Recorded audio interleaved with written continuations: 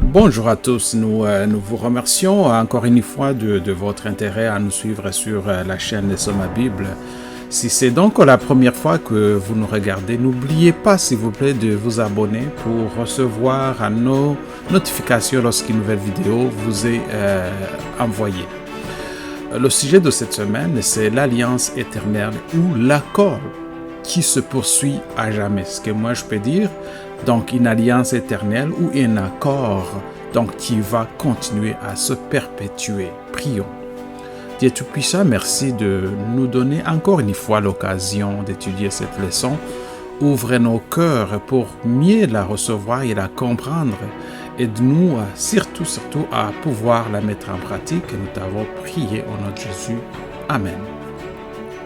Dans le livre de Genèse chapitre 17, verset 7, nous lisons ceci. « Je ferai mon alliance entre moi et toi et tes enfants après toi pendant toute la vie et pour toujours. Je serai Dieu pour vous et pour les enfants de vos enfants. » La bonne nouvelle concerne en fait l'accord spécial que Dieu a passé avec les humains. Et cet accord concerne la bonne nouvelle. Quelle est cette bonne nouvelle? Parce que Dieu vous aime, il vous offre de vous sauver du péché. Vous ne pouvez pas mériter ce don. Tout ce que vous devez faire, c'est aimer Dieu de tout votre cœur, de toute votre âme et de tout votre esprit et de toute votre force. Comment montrons-nous à Dieu que nous l'aimons alors?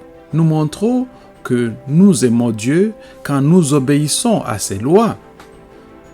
Nous montrons que nous aimons Dieu que lorsque nous obéissons à ses commandements. Dans cette leçon, nous allons donc étudier ce que le livre de Deutéronome dit de cet accord. Donc, le livre de Deutéronome reste toujours un livre où vraiment on parle d'un accord. Alors, on va dans cette leçon voir quel est cet accord-là et nous allons étudier cet accord. Commençons par l'accord et la bonne nouvelle. Donc l'accord qui est relié à la bonne nouvelle. Chers amis, dès le début, la bonne nouvelle était la partie la plus importante de l'accord que Dieu a conclu avec les humains. Abraham a cru aux promesses que Dieu lui avait faites. Ainsi, Dieu, dans sa miséricorde, a accepté la foi d'Abraham. Abraham a promis d'obéir à Dieu. Mais la Bible nous dit, mais les hommes ne peuvent pas faire aucune œuvre qui les rendrait justes envers Dieu. Ils doivent donc avoir confiance en lui. Il accepte alors leur foi, ce qui le rend juste envers lui. Abraham nous montre comment vivre selon les promesses de l'accord entre Dieu et son peuple. Paul dit dans Galates, chapitre 3, verset 6, qu'Abraham a cru en Dieu, qu'à cause de cette foi, il a été accepté comme quelqu'un qui est juste devant Dieu. Plus tard, il a dit, tous ceux qui croient sont bénis comme l'a été Abraham. Dieu a fait ses promesses à tout le monde. Tout le monde comprend les juifs et les non-juifs. Paul d'ailleurs explique que les vrais enfants d'Abraham sont ceux qui ont la foi. Les enfants d'Abraham sont à règle avec Dieu de la même manière qu'Abraham l'a été. Ils le sont grâce à leur foi. Dieu leur donne d'obéir à sa loi dans le cadre de son accord. Ce n'est pas parce qu'ils se comportent bien que Dieu accepte ces gens. Ensuite, vient l'accord entre Israël et Dieu. Avant, on voyait que vraiment il y a l'accord et la bonne nouvelle, et maintenant c'est l'accord entre Israël et Dieu. Dans le livre de Deutéronome, chapitre 9, verset 5, nous lisons ceci. Vous n'allez pas vous emparer de leur terre parce que vous avez fait ce qui est juste et honnête. C'est parce que ces nations sont si mauvaises. C'est pourquoi le Seigneur, votre Dieu, va les chasser pour vous faire de la place. Il fera ce qu'il a dit qu'il ferait. Il fait une promesse avec vos pères, Abraham, Isaac et Jacob. Dans ce verset, nous voyons que Dieu a fait des promesses à cause de son amour et de sa miséricorde. Dieu travaille pour son peuple tout le temps. Dieu est avec ses enfants lorsqu'ils commettent d'horribles erreurs. La bonne nouvelle fonctionne de la même manière pour nous aujourd'hui aussi, c'est certain. Dieu accorde sa faveur à Israël en raison de la promesse qu'il a faite à leur père il y a longtemps. Donc on voit qu'il y a une promesse qui a été faite avec les pères Abraham, Isaac, des enfants d'Israël il y a très longtemps, et Dieu continue à accepter cette promesse et continue à perpétrer cette promesse. Dieu accorde sa faveur à Israël en raison de la promesse qu'il a faite à leur père il y a très longtemps. Moïse parle souvent aux Israélites des promesses que Dieu a faites à Abraham, à Isaac et à Jacob. Dans son accord avec Abraham, Isaac et Jacob, Dieu a promis de faire sortir les enfants d'Israël d'Égypte. Le moment où Dieu a libéré son peuple de l'esclavage en Égypte s'appelle Exode. L'exode est une image de la miséricorde et de l'amour de Dieu. L'exode nous aide à comprendre comment fonctionne l'accord des promesses. Avant la naissance des enfants d'Israël, Dieu a fait des promesses pour les sauver. Les Israélites n'ont rien fait pour mériter ces promesses par leur bon comportement, loin de là. Bien sûr, Dieu ne s'est pas content de libérer l'Israël d'Égypte.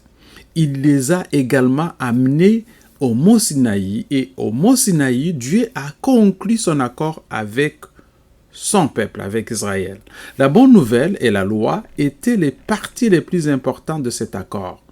Dieu a ordonné à son peuple d'obéir à ses 10 commandements. Leur obéissance montrait qu'ils connaissaient le Seigneur et qu'il les avait déjà sauvés. Donc, vous me connaissez, je vous ai déjà sauvé. Voici comment maintenant vous allez vivre avec moi. Voici ce que vous devez respecter. Ainsi, encore, dans Deutéronome, Dieu demande à son peuple d'obéir à la loi dans le cadre de son accord avec lui. Chers amis, chers auditeurs, avant que notre terre ne soit faite, Dieu le Père et son Fils ont convenu de sauver les humains si Satan les amenait à pécher.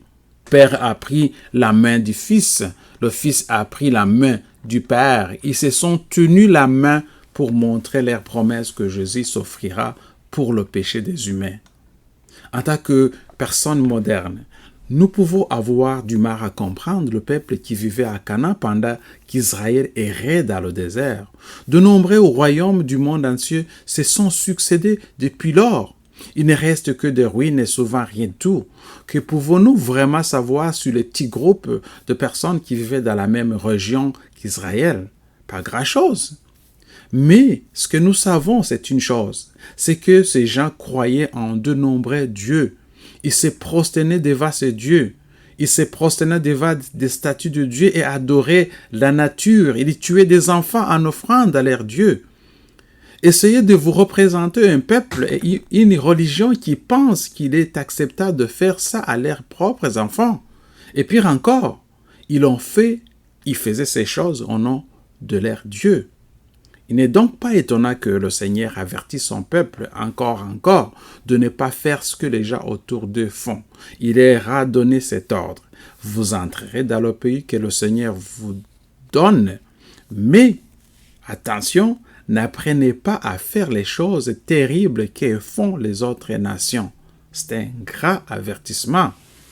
Dieu donc a fait un objectif particulier en choisissant Israël parmi tous les peuples de la terre pour en faire son peuple spécial. Dieu voulait qu'Israël parle de lui à tous les habitants de la terre. Dieu voulait qu'Israël enseigne aux autres peuples qu'il est celui qui a créé la terre et le ciel. Dans Deutéronome chapitre 4 verset 20, nous lisons ceci. « Mais vous êtes le peuple qu'il a sauvé d'Égypte, cette fournaise ardente.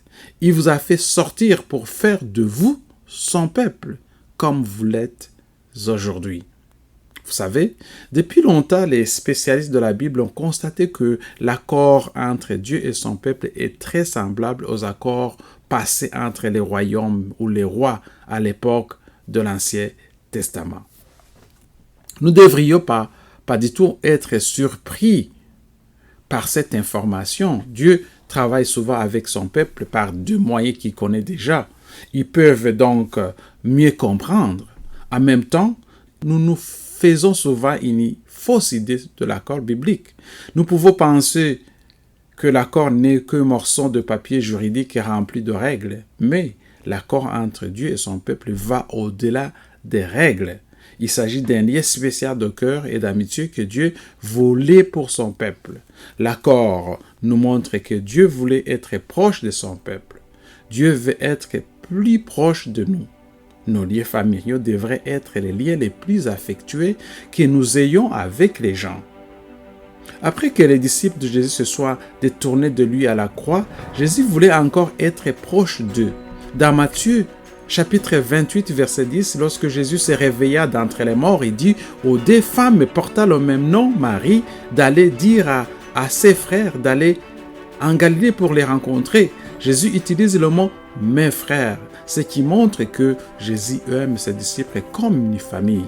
Cet exemple nous montre que Dieu nous aime et l'amitié entre Dieu et les humains est démontrée. La miséricorde et l'amour de Dieu envers de personnes qui n'ont rien fait pour les mériter. Chers amis, dans quelle mesure tu te sens proche de Dieu dans ton cœur? Comment pouvez-vous vous rapprocher de lui et apprendre à l'aimer davantage?